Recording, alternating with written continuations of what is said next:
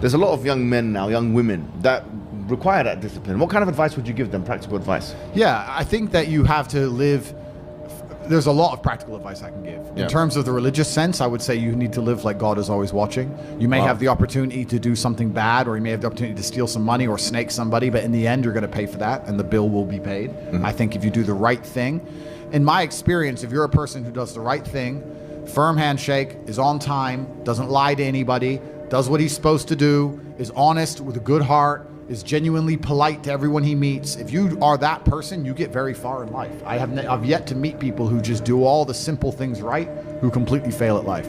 But I've met a lot of people who snake or steal some money and they get really rich, then they lose it all, or they get rich and end up a gambling addict or depressed, or etc. If you want a good society, so then you have to argue and sit and say, do these people want a happy, functioning society, or do they want something else?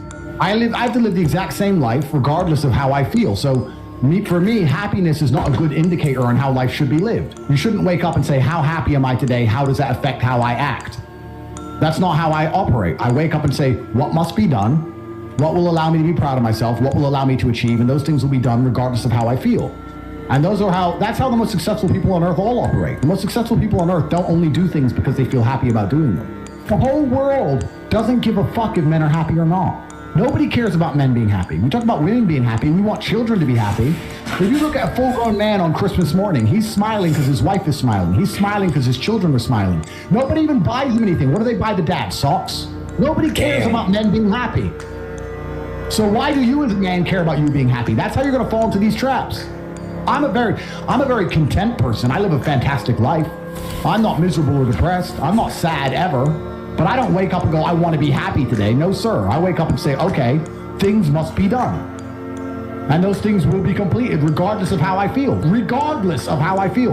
You can lock me in a dungeon for an unknown amount of time in Romania, and I will still complete as many push-ups as I can possibly do in the dark by myself. What else am I going to do? Sit there and be sad?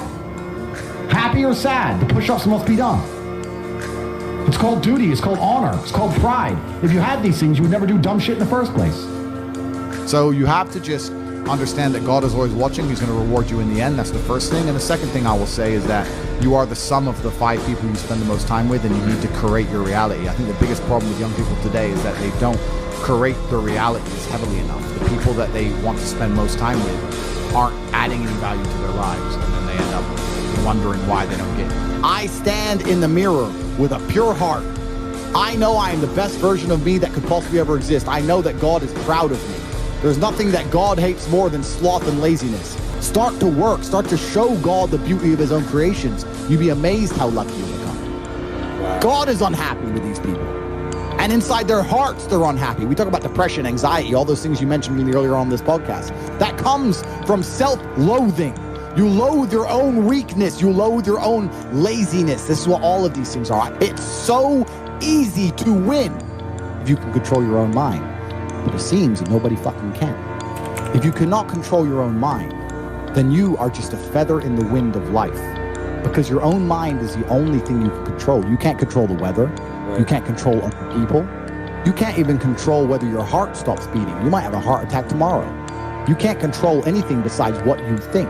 If you cannot control your own mind, then you go through life with zero control, zero influence. You can't control anything. You're just a feather in the wind, waiting for life to blow you from happy place to sad place to happy place to sad place.